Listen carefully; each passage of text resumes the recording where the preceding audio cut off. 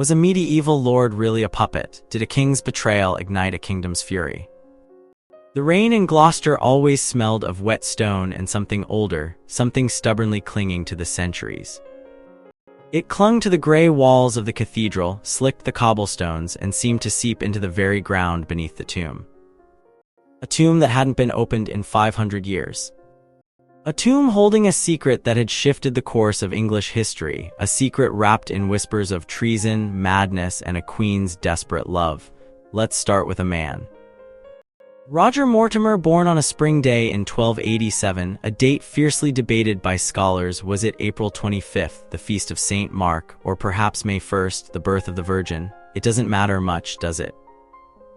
What matters is that he inherited a legacy of power, a lineage stretching back to the Norman conquest, a shield bearing the Mortimer coat of arms, a rampant lion on a counterfoil. His father, Edmund, a formidable figure in Edward I's army, had instilled in him a warrior's spirit and a ruthless ambition. Edmund, in turn, had inherited from his father, Sir William de Mortimer, a charter granted by Henry II in 1155, a charter that essentially gave him control of Wigmore Castle in Herefordshire, a strategic stronghold overlooking the Welsh border. Wigmore Castle. Imagine it, a brooding silhouette against the Welsh hills, rebuilt by Roger himself in the early 14th century, a testament to his growing wealth and influence. It wasn't just a fortress, it was a statement. A declaration of his power, his independence, his refusal to be simply a pawn in the king's game. He wasn't just a baron, he was a lord, a landowner, a man who commanded respect and fear. And then there was the woman. Isabella of France, a young, beautiful, and utterly captivating queen. She arrived in England in 1327, a pawn in a political marriage designed to solidify an alliance between England and France. But Isabella wasn't a pawn, she was a force, and she chose Roger. Not as a dutiful consort, but as a lover, a confidant, a partner in a dangerous game. Their affair began subtly, a shared glance across a crowded hall, a stolen conversation in a moonlit garden. But it quickly escalated into a passionate, all-consuming obsession. Edward II, a king known for his vanity, his awkwardness, and his utter lack of political acumen, was oblivious. Or perhaps he simply didn't care. He was too preoccupied with his own insecurities to notice the storm brewing around him. The whispers started in the court, of course. Rumors of clandestine meetings, of secret rendezvous, of a queen who favored a lord over her king. But Edward II, blinded by his own self-importance, dismissed them as the ramblings of jealous courtiers. He was wrong, terribly, fatally wrong. It wasn't just a love affair, though. It was a carefully orchestrated rebellion. Roger and Isabella, fueled by ambition and a shared desire to dismantle the crumbling edifice of Edward II's reign, began to weave a web of intrigue. They gathered allies, disgruntled barons, ambitious knights, and even some members of the royal household, all united by their contempt for the king and their loyalty to the Mortimer couple. The catalyst was Hugh Despensers, Edward's favorite advisor, a man who had grown increasingly arrogant and demanding, who had essentially become the king's shadow. Roger, with his military experience and ruthless efficiency, was perfectly positioned to challenge Despensers' authority. The rebellion erupted in 1326, a bloody and chaotic affair that quickly spiraled out of control. Edward II was captured, imprisoned in Kenilworth Castle, and subjected to a brutal and humiliating captivity. The king's brother, Edward of Woodstock, later the Black Prince, was murdered, a chilling act of violence that shocked the nation and further fueled the rebellion. And then, the unthinkable happened. Edward II was judicially murdered in September 1327. Not in a formal trial, not with due process, but by a swift and brutal assassination orchestrated by Roger and Isabella. The details are gruesome, almost unbelievable. The king was allegedly poisoned, his body dragged through the streets of Berkeley and then dumped in Swan Lane, a horrifying spectacle designed to send a clear message to anyone who dared to oppose them. The aftermath was swift and decisive. Isabella and Roger declared themselves regents, ruling England in the name of Edward III, the king's 9-year-old son. They established a new government, purged the court of Edward II's supporters, and consolidated their power.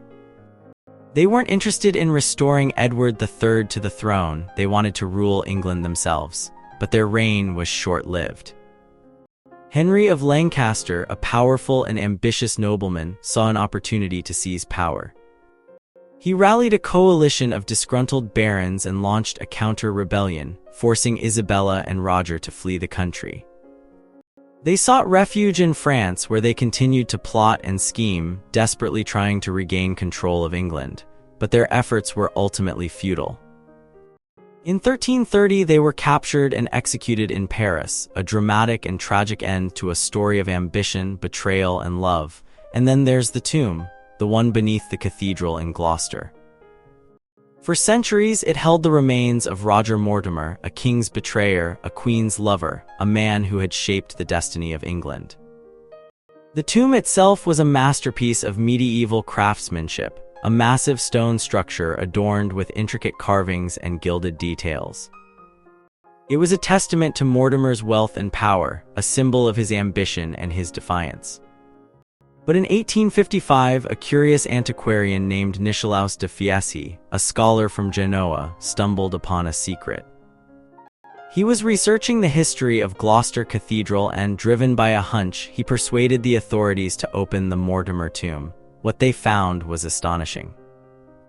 Inside the lead coffin, nestled amongst the bones of Roger Mortimer, was another coffin containing the remains of Edward II.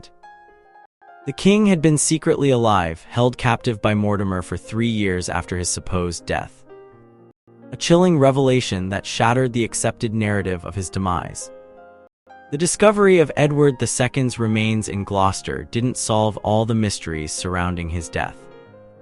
The precise circumstances of his murder remained shrouded in speculation. But it did confirm what many historians had long suspected, that Roger Mortimer had been far more than just a rebel. He had been a ruthless and cunning manipulator, a man who had orchestrated the king's death and seized control of the English throne. The tomb in Gloucester is now a silent witness to a dramatic chapter in English history. It's a reminder of the dark secrets that lie hidden beneath the surface of the past, of the passions and betrayals that can shape the course of nations. But what was Roger Mortimer really like? Was he a brilliant strategist, a ruthless politician, a devoted lover? Or was he simply a power-hungry tyrant, a man consumed by ambition and devoid of conscience? The answer, it seems, is complicated. He was undoubtedly ambitious, undeniably ruthless, and undeniably capable. But he was also a skilled military leader, a shrewd diplomat, and a loyal friend to Isabella. Consider his early years. He was a knight, a loyal servant of Edward I, and a respected member of the royal court. He was involved in campaigns in Wales and Scotland, earning a reputation for bravery and skill. But then he became entangled in a dispute with Hugh Despensers, and his loyalty to the king was tested. His rebellion in 1321 was a desperate act, a response to Despenser's growing power and his perceived tyranny. He was betrayed by his own men, captured and imprisoned, but he refused to be broken. He escaped from the Tower of London, a testament to his cunning and his determination. After his imprisonment, he was granted a second death sentence, but he managed to evade execution. He then turned his attention to France, where he forged an alliance with Isabella of France and plotted to overthrow Edward II.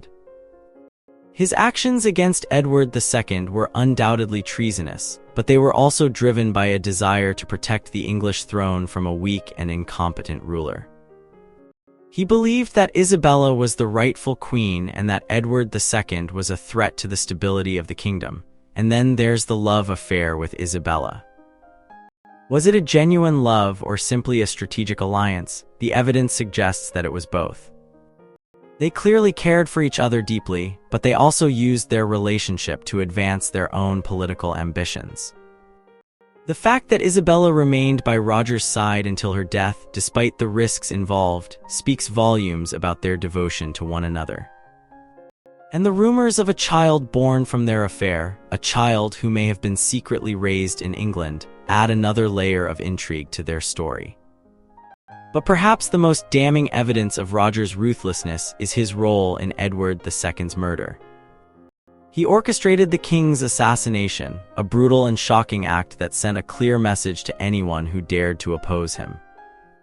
Yet, even in his final moments, Roger retained a sense of justice. He confessed to the Earl of Kent, the man who had carried out the king's assassination, that he was responsible.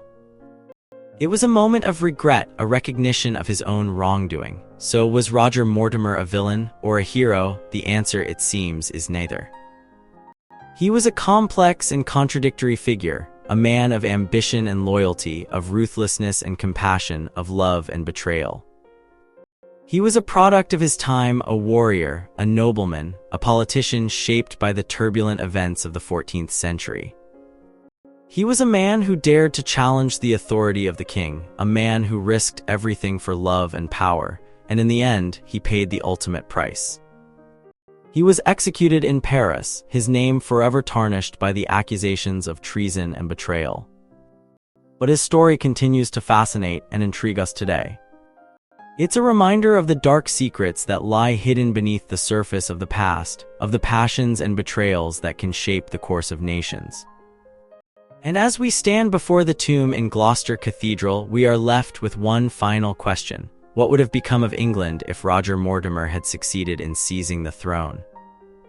Would it have been a more just and prosperous kingdom? Or would it have descended into chaos and tyranny? The answer, of course, will never be known. But one thing is certain, Roger Mortimer's legacy will continue to be debated and reinterpreted for centuries to come. And as the rain continues to fall on Gloucester, washing over the ancient stones, we are left to ponder the enduring mystery of a man who dared to defy a king, a queen, and the very fabric of history. Was it all worth it?